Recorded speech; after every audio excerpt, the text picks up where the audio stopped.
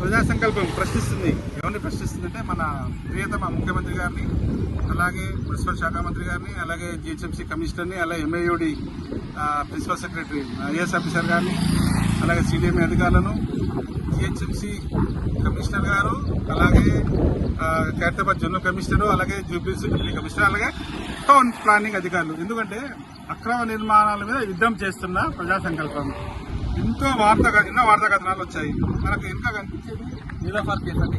చాలా అంటే మిస్టర్ ఆయన సంస్థ నీలోఫర్ ఫౌండర్ బాబురావు గారు చాలా గొప్పగా చెప్తాడు. ఎంతో కష్టపడి వచ్చాను నేను, నేను చాలా సంతోషం. అలాంటి వారు మనకు చాలా ఆదర్శమే. మరి అతను అంత కష్టపడి వచ్చిన అతను ఇలాంటి అనుమతులు లేకుండా ఆ బిల్డింగ్ ఎలా కట్టాడు? అది కూడా మన police control room, command control room ఎదురుగా చూడండి నీలోఫర్ కేసు.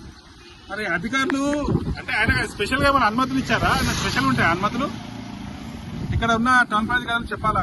ఆల్రెడీ జనం సాక్షిలో వచ్చింది చూడండి. మన సీజింగ్ దందాలు ఇంజా శ్రీనివాస్ దందాలు ఇంత కాదయ్యా, జనం సాక్షిలో వచ్చింది. ఈ నీలోఫర్ది కూడా క్లియర్ ఉంది. ఆల్రెడీ మనం ఫిర్యాదు చేశాము, ప్రజాసంకల్ప కూడా ఫిర్యాదు చేసినాము. చూడండి ఇంత క్లియర్ గా.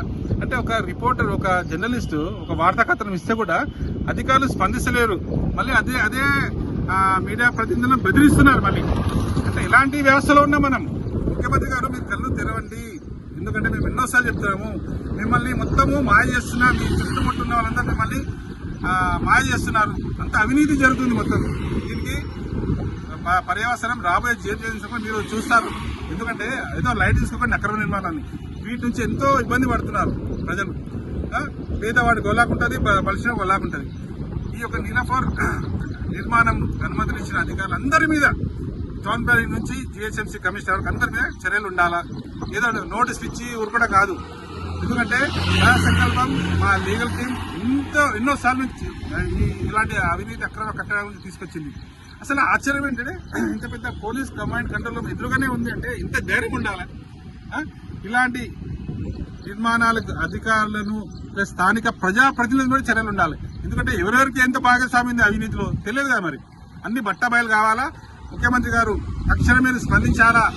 ఈ అక్రమ నిర్మాణాలకు అనుమతించే అధికారులందరి మీద మీరు చర్యలు తీసుకోవాలని మేము ప్రజా సంకల్పం డిమాండ్ చేస్తున్నాము. ఇంకోటి ముఖ్యంగా చెప్పాలనుకుంటున్నారు ముఖ్యమంత్రి గారు, మీడియా ప్రతినిధులు ఇలాంటి అక్రమ నిర్మాణాల మీద వార్తా కథనాలు ఇచ్చినప్పుడు, వాళ్ళు ఫిర్యాదు చేసినప్పుడు అధికారులు ఎందుకు స్పందిస్తలేరు?